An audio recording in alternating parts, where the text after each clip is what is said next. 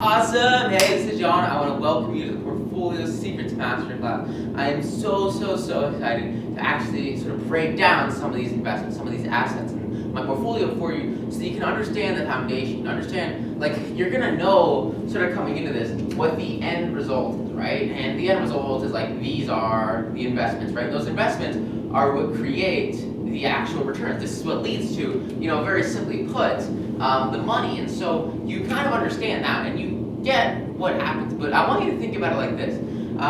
Something I'm sort of getting into right now that I absolutely love is cryptography and cryptocurrencies and blockchain tech. And recently I published some of my first papers, and I'm so proud of them. And these papers, I mean, they're pretty long, but that's not the big deal. The big deal are sort of the actual concepts in them. And the concepts, they're kind of tough. And I've got constantly putting tons of research into what the actual formulas are.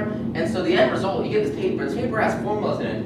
And these formulas are like things that I probably spent hours and hours learning about. And I might write like one diagram for it, and then like 4 sentences for it. And I feel like that's kind of what I'm doing to you when I give you this portfolio. When I show you these investments, and really with any investor, if you look at anybody's actual portfolio, what you're really seeing is only a small bit of what they actually do. And I kind of like to think about it, some of you guys might know this, it's this idea of like an iceberg, right? So if you think of this as like the surface of the water, the actual physical portfolio, what you actually see is what comes out of the water, but below the water is the actual base, is the actual iceberg. And with icebergs, like 75-80% of the actual iceberg is completely underwater, and all you see is this stuff that comes out on the top. All you see is this end result. But there's a gigantic chunk of it that's just unseen, and this is what actually supports the iceberg. This is what actually supports whatever's above the water in the investments, right? And so, like, if you don't understand what's going on underwater, if you don't understand what's going on beneath the surface, then it's kind of difficult with this paper example to just model and copy my end result. It's kind of difficult to copy whatever crypto formula, whatever I'm sort of working on, if you don't understand all the effort and the research that actually went into that one little thing. And especially if you want to make any kind of changes to my paper, make changes to my ideas or whatever, and you want to sort of say, make your own new paper based off of a concept from it. That's a tough thing to do if you don't actually understand the work and the effort that went into the thing, and all you see is the end result. So that's what I really want to share with you in this Portfolio Secrets Masterclass. Like, I want you to understand what's actually going on and why I actually got into like all my investments, especially some of the really core ones, because if you can understand why somebody makes a decision, you can replicate their decisions. If you understand the background behind a discovery, you can make that same discovery, you can sort of replicate it, and you can do the same thing over and over again. And the reason why is because you understand, okay, this concept and this concept and this concept are the 3 concepts that led to this specific investment. And maybe this other investment over here might have been a combination of, say, this concept and this concept, maybe this other concept over here, this one concept right here. And what we're going to be looking at really is a lot of technical analysis, a lot of fundamental analysis. And there are tons and tons of different reasons to get into any specific investment. And so what I want to do is I want to share with you what's actually going on beneath the surface, and then most significantly, I think this is probably the biggest application of it, is how to actually connect this, right? So you have this connection here, you have this connection here, you have this connection here, and you want to sort of understand how do you make these connections in a way where you can figure out, okay, we need this, we need this, we need this, and this is going to let us get into this investment right here, and this is what's going to make this be a really great stock. Like, to get to that point, you really do need to understand what's going on beneath the surface. So that's my really big goal with this Portfolio Secrets Masterclass, is to take what's tonight and noon and then break down into very specific, implementatable little subsections, little goals, little parts, so that you can identify them if you need to, and then make tons of money as a result by combining them to pick really phenomenal stocks, because you understand what goes on beneath the surface. You understand what you need to do to actually understand the concepts at a very strong level. And as soon as you master them, all of a sudden it's way easier to actually have outperforming investments. So with that said, there is one more thing I want to share with you before we go into this class. And the reason why is because of a principle that I've kind of been living my life based off of for the past probably 4 years, ever since I learned it. And I remember before I learned this principle, like, I had no clue what was going on with my life, and it was really tough, because I would try to do like 100 different things, and many, like tons and tons of things, and I would only get a couple of little results. And it applied to my investing, it applied to my work, it applied to almost everything that I did. And the reason why is because I didn't understand a concept that's very well publicized, but very often misunderstood or not fully understood. And it's the concept of the 80-20 principle. And to kind of give you an example of this, what I want to do is I want to share with you a story. So some of you guys know, a lot of times people ask me, they're like, hey John, you're from Charlotte, North Carolina, and you went to high school in Charlotte, and you love running, you love skiing, you love exercising, weightlifting, it's the coolest thing ever, and it's super, super fun. Like, what else do you do for fun? And very often,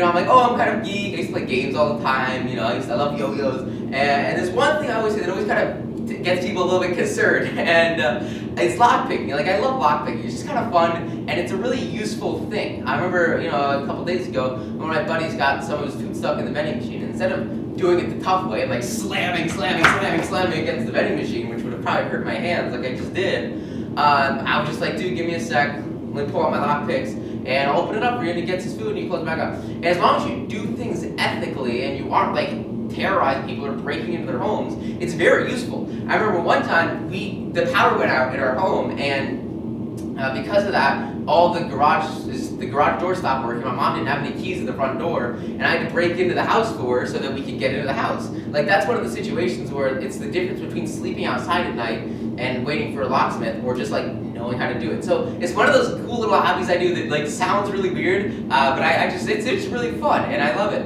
And I remember when I was first getting into lockpicking, I went online, I was looking like all these lockpicking kits and like all these tools that you could use to pick locks, and so I decided to get like a bunch of them. And so what I did is I got this lockpick, I got this lockpick, I got this lockpick, I got this lockpick, I have this tensioner. There are two kind of big things: there's a lockpick and there's a tensioner. And the tensioner is just the thing that holds the lock and lets you rotate it, and the lockpick is what actually picks the lock. Pretty simple.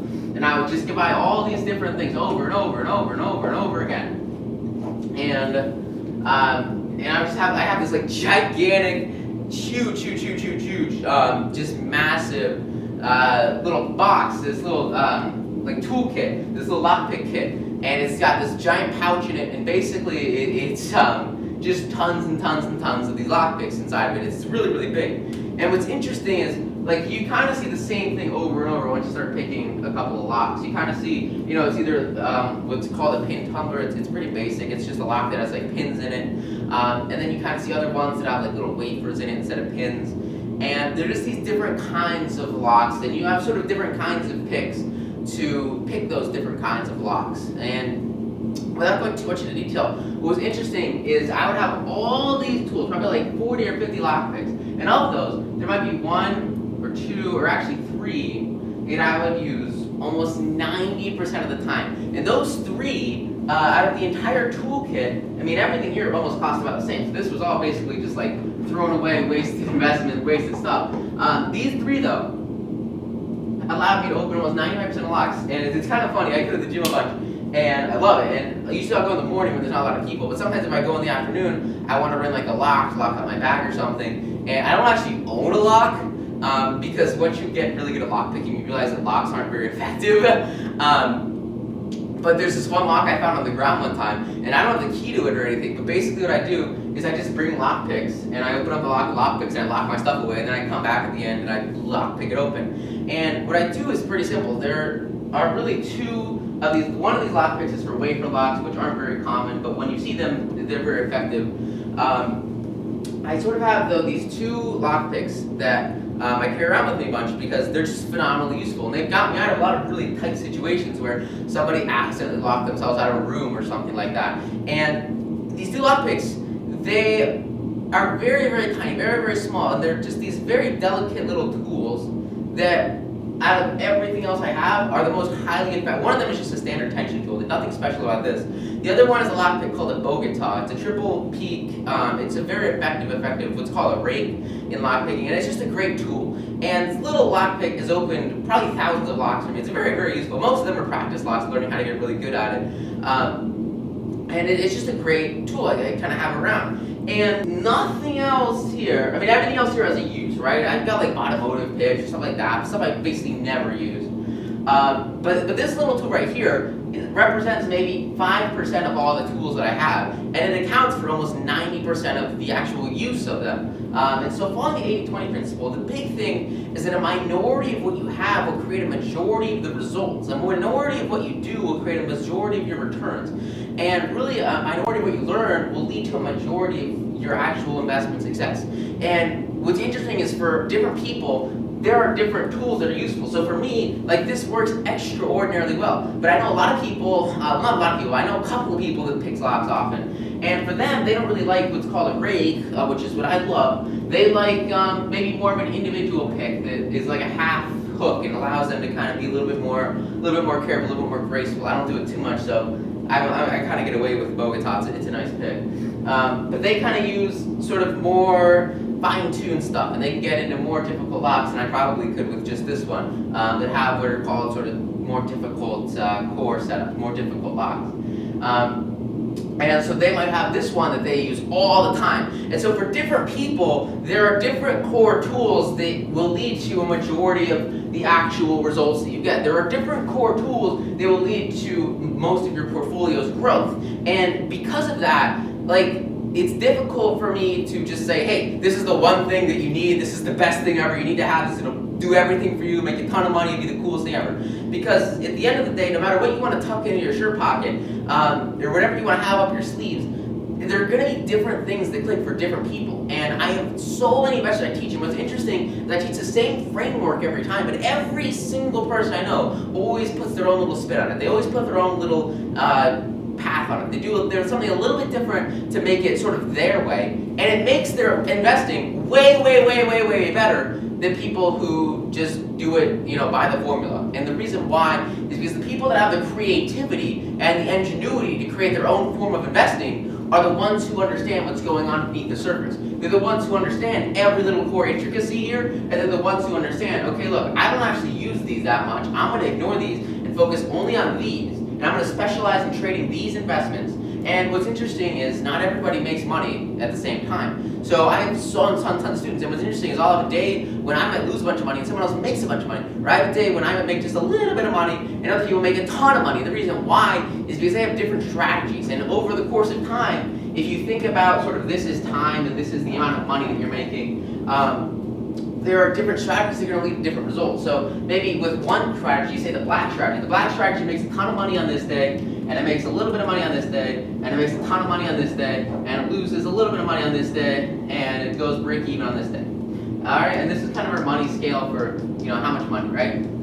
And then say we have the blue strategy. The blue strategy might be a little bit different. So maybe the blue strategy makes a lot of money on this day, but it makes a lot of money on this day, and then this day it kind of goes negative a little bit. This day it makes a little bit of money, and this day it just makes a little bit of money.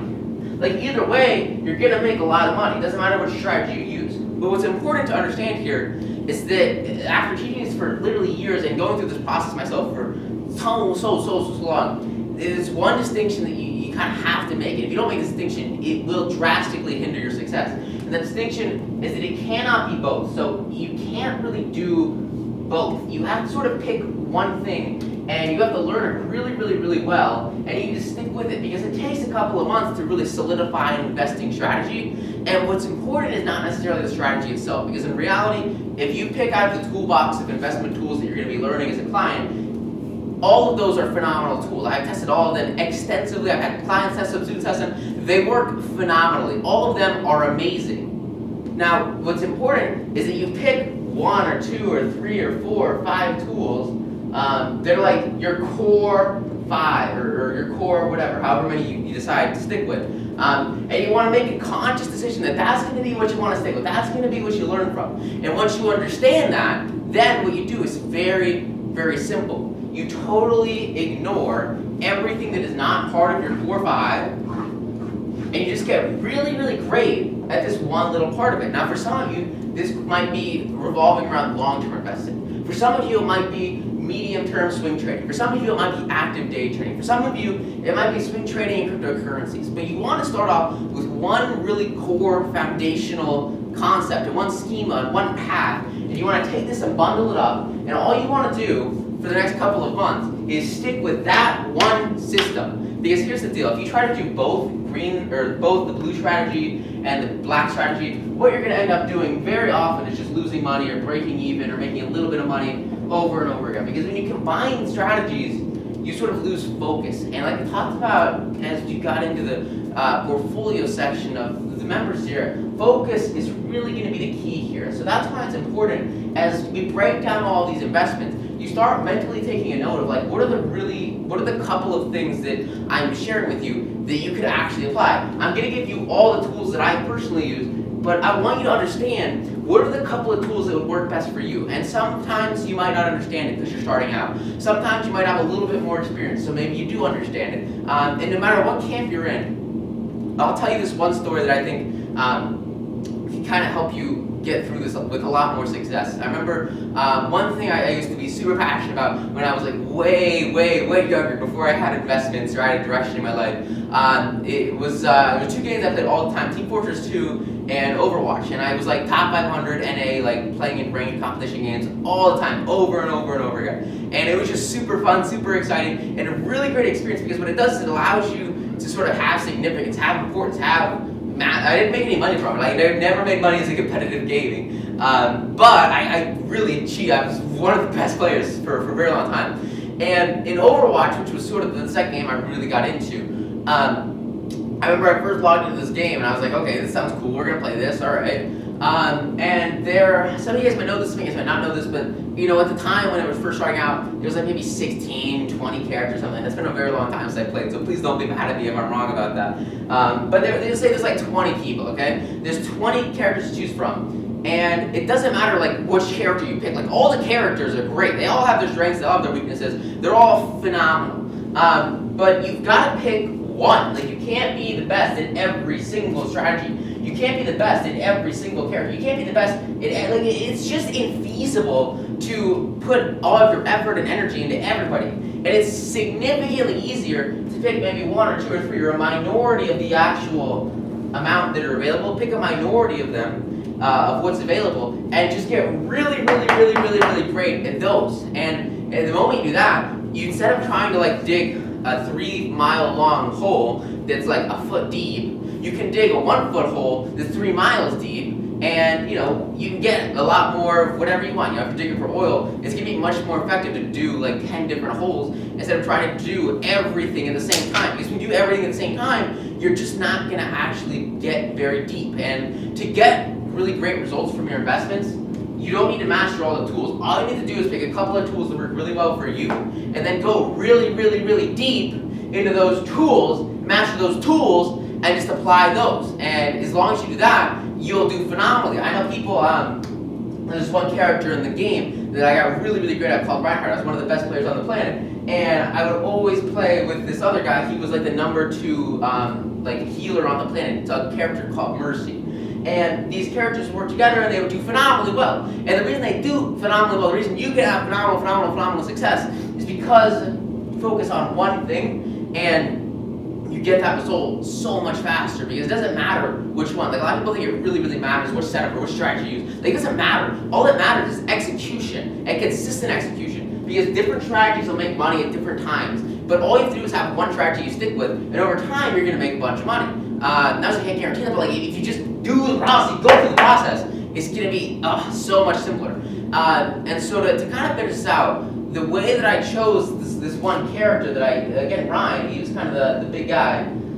The way I chose sort of to commit literally thousands of hours of my life, which is probably not the best use of time, to this character, to this one guy out of all the 20 people you can play.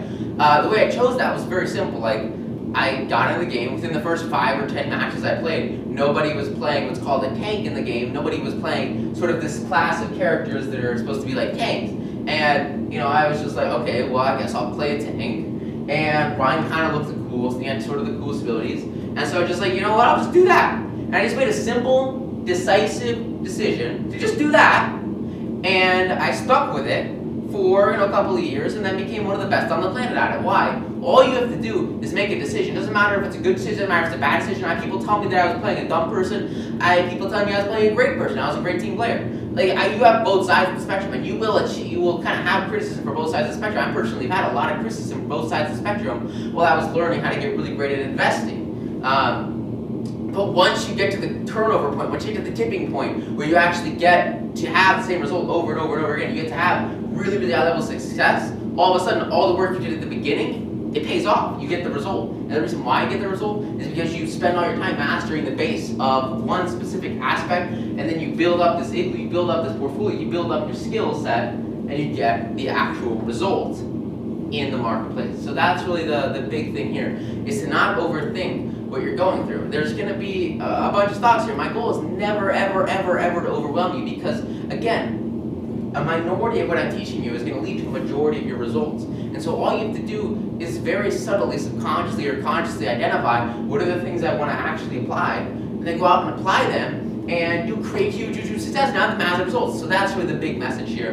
And what to look for as you go through this Portfolio Secrets Masterclass is you really, really want to focus on the things that you think you can apply, your core investment strategies you can apply, and just pick them based on what you think sounds the best, what you think sounds like the most fun, something that you can stick with consistently for the next couple of months, the next year or so, and it will turn into an asset that will serve you for the rest of your life, and an insanely valuable skill that will literally change your entire investment portfolio as long as you continue to apply it over and over